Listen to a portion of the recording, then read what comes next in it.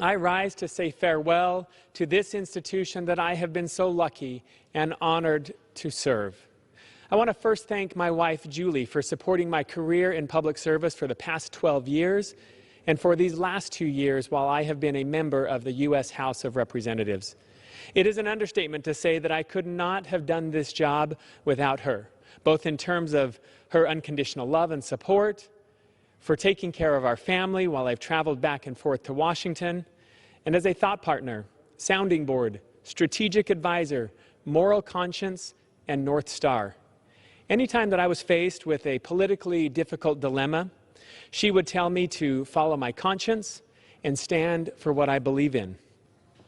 I want to also thank my 4 children, James, Kate, Robert, and Isaac. Your humor, love, and support have kept me going even when things get tough. Thank you for allowing me to pursue this great adventure, and I am looking forward to more evenings at home with the 4 of you. I also want to thank my staff. I know that I've had one of the best staffs on Capitol Hill, and it is a testament to their hard work and their perseverance that we were able to accomplish as much as we did.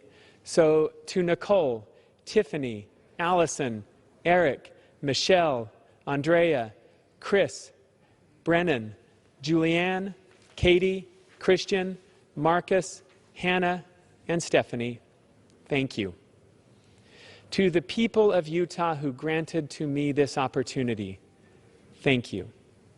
I also thank my House colleagues, Democrats and Republicans, for your ideas, for our constructive disagreements, and for those who shared my desire to work together to find solutions to our challenges. I am grateful. Mr. Speaker, I packed up my Washington, D.C. office this week with mixed emotions, pride in the work that I accomplished to support Utah's hardworking families, but frustrated at what did not get done. Nothing captures it quite like the failure to deliver to date much-needed emergency relief due to the coronavirus. We see this catastrophe happening in Utah and around the country. People are dying, people are sick, people are hurting economically, small businesses are on the brink of failure, and many have already failed. It is time for each and every one of us to step forward and to do our part. It is long past time for Congress to put the partisanship and politics aside and to do its job, to get it done and to show results. A bill that does not pass the House and Senate and get signed by the President means nothing to struggling businesses or to a struggling family. The partisan divide has taken a toll on public confidence in government's ability to meet the challenges we were elected to solve. Americans recognize their distrust of the federal government and each other is a problem and gets in the way of solving tough issues. A new type of polarization is gripping the country. As one researcher noted, this level of political divisiveness on both sides creates a feedback loop of hatred and leaves the U.S. open to manipulation by foreign powers that wish to further these internal rifts. I've tried to counter that in my public service by walking a centrist path, to heal and listen where I can, to hear from all sides and to find common ground. I believe it's important to elect people willing to work across the aisle, people like me who build bridges rather than fan the flames.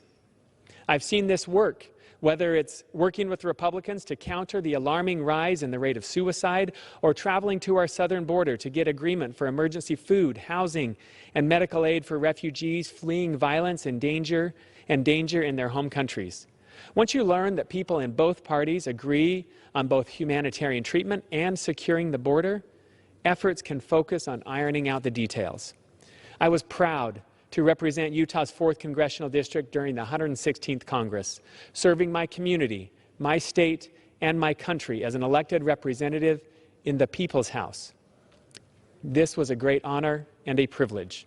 I'm glad to have carried out their good ideas across the finish line, including 4 bills expected to be signed into law.